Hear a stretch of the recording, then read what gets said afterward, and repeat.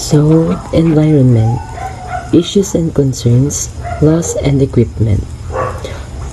Global warming, greenhouse effect, deforestation, pollution of land, water and air, energy conservation indoor, air quality, and sustainable development are headlines in the media almost every day to remind the public about the accelerating environment deterioration. Environment Management System or EMS, which aims to decrease or eliminate the harmful effects of the operation of the institution on the environment. So the global warming, yung mga pagtaas ng average ng mga temperatura ng mundo dahil sa pagdami ng mga greenhouse gases tulad ng mga carbon dioxide sa atmosphere. So yung greenhouse effect naman ay ito yung proseso kung saan ang ilang mga gas sa atmosphere ay tulad din ng carbon dioxide at methane ay humahadlang sa paglabas ng init mula sa lupa papunta sa kalawakan.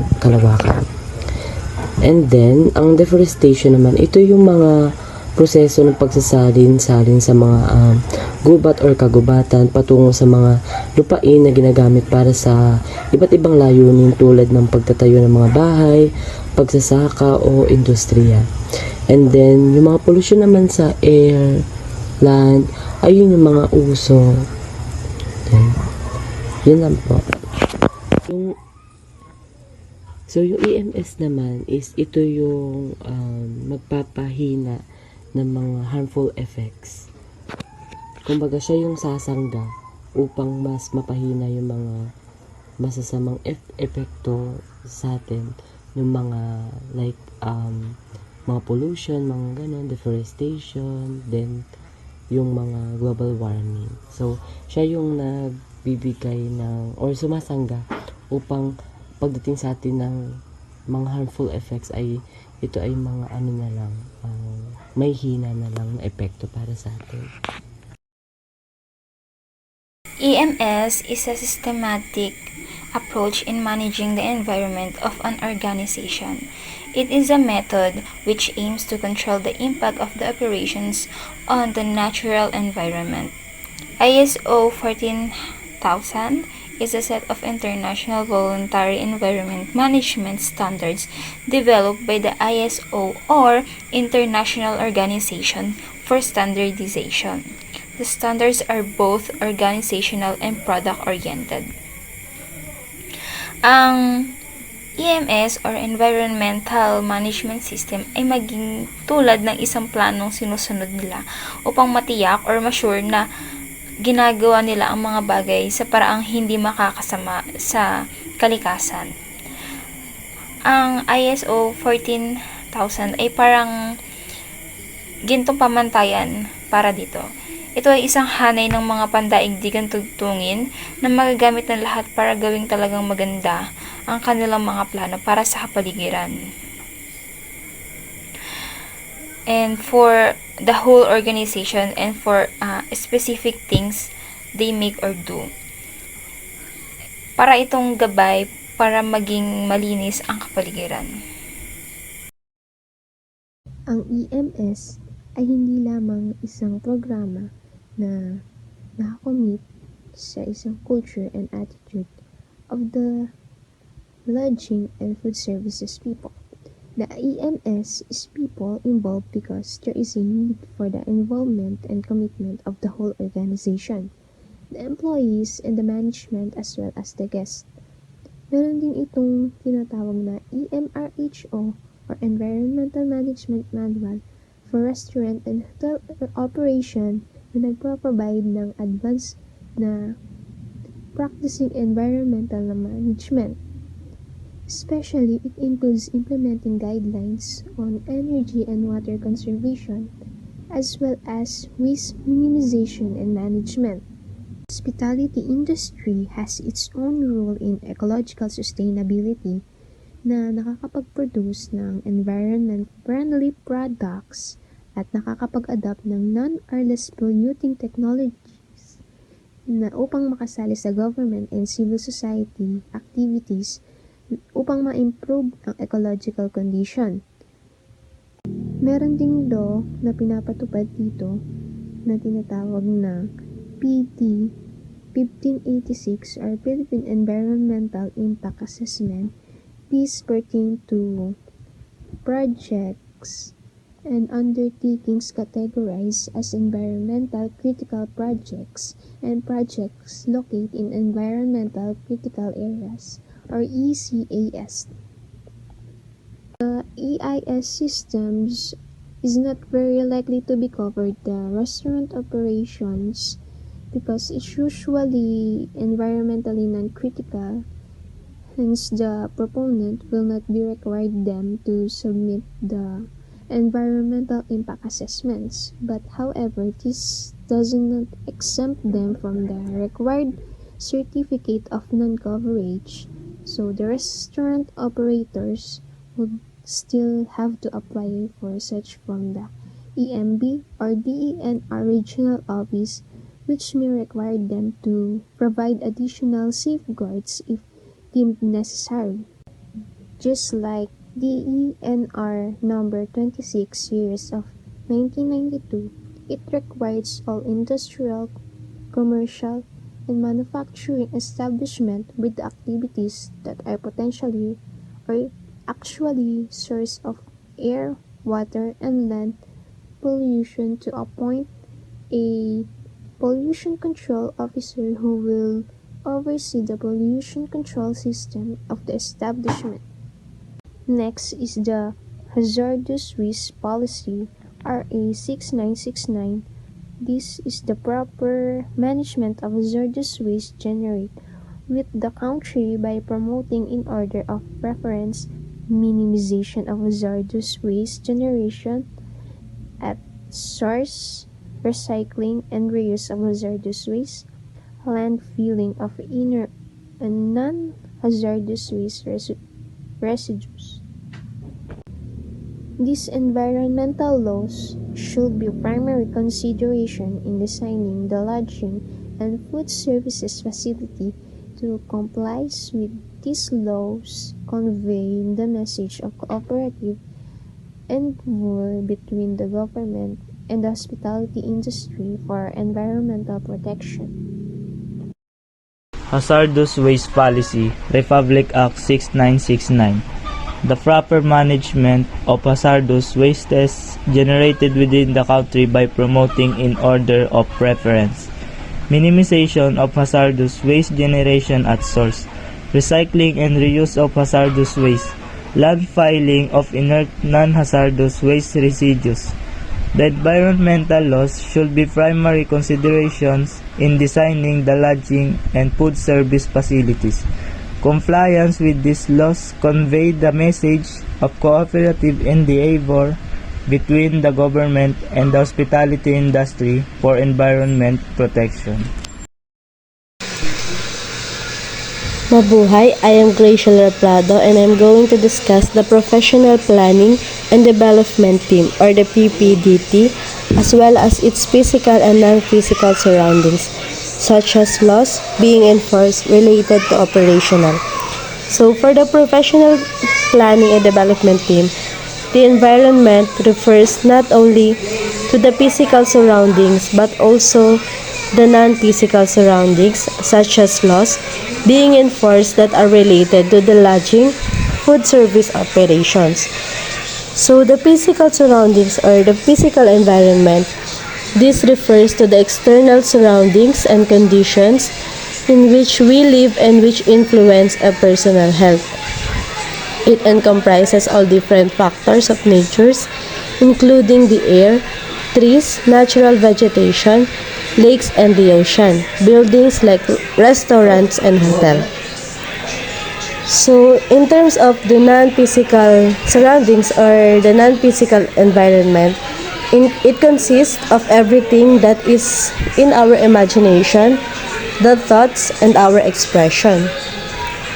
So, the law to enhance mobility of disabled person hotel, Code of 1974, is an act to enhance the mobility of disabled person by requiring certain building, establishment, institute, and public facilities to install the facilities and other devices.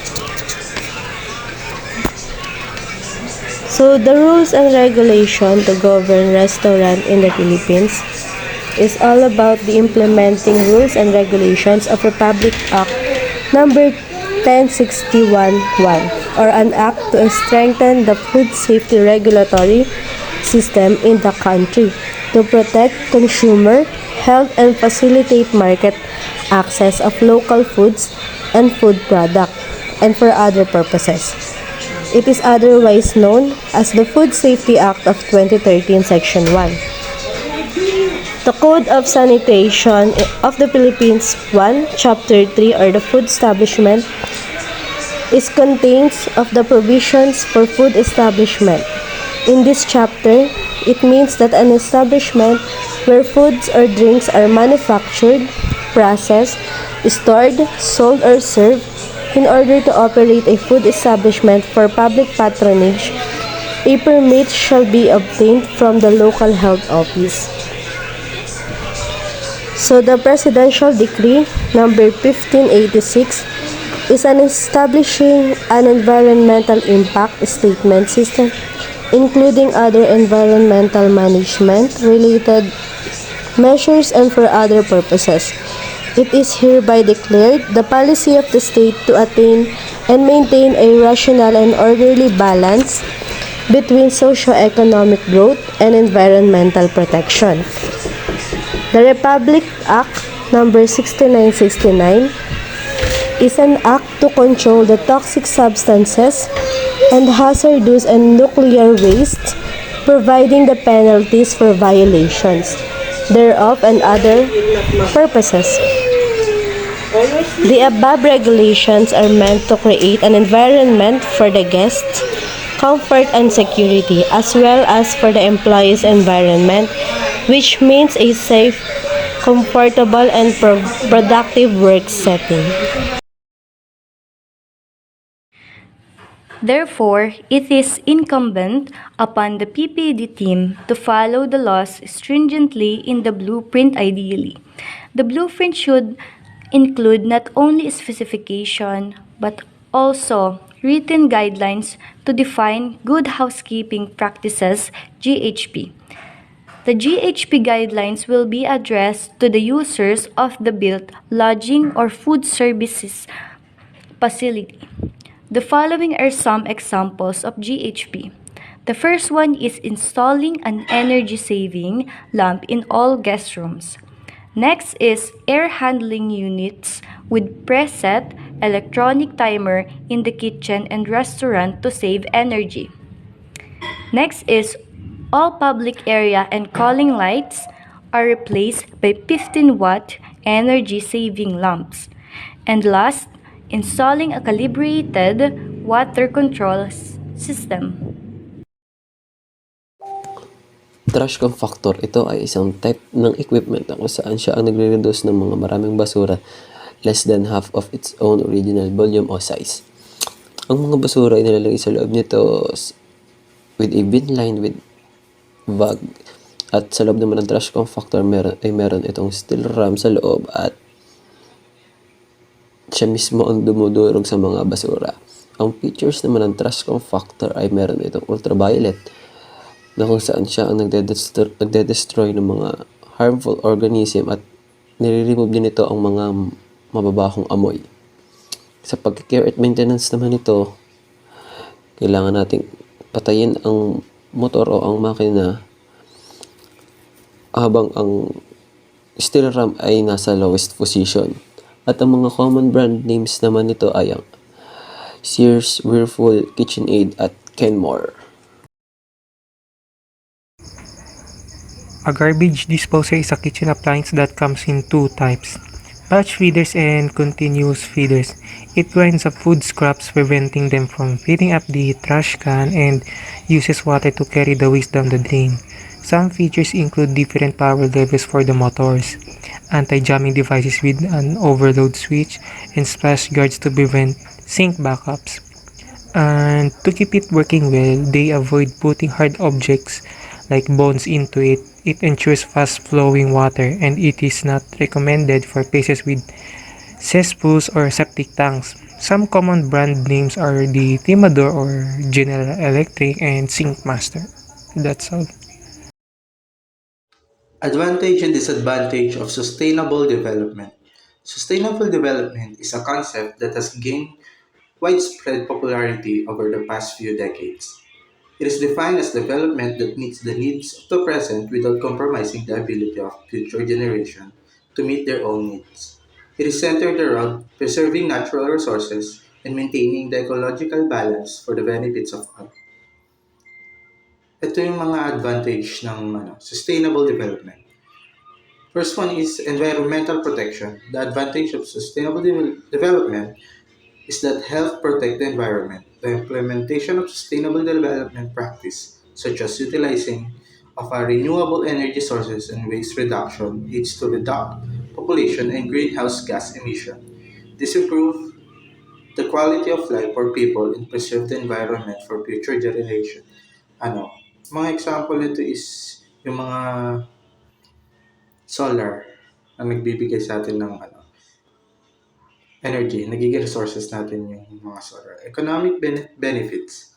Ito yung pangalawa. Sustainable development also provide economic benefits. For instance, investment in renewable energy, green infrastructure, and sustainable technologies can create jobs and stimulate economic growth. Further sustainable practice can help business reduce operation costs, improve efficiency, and increase profit.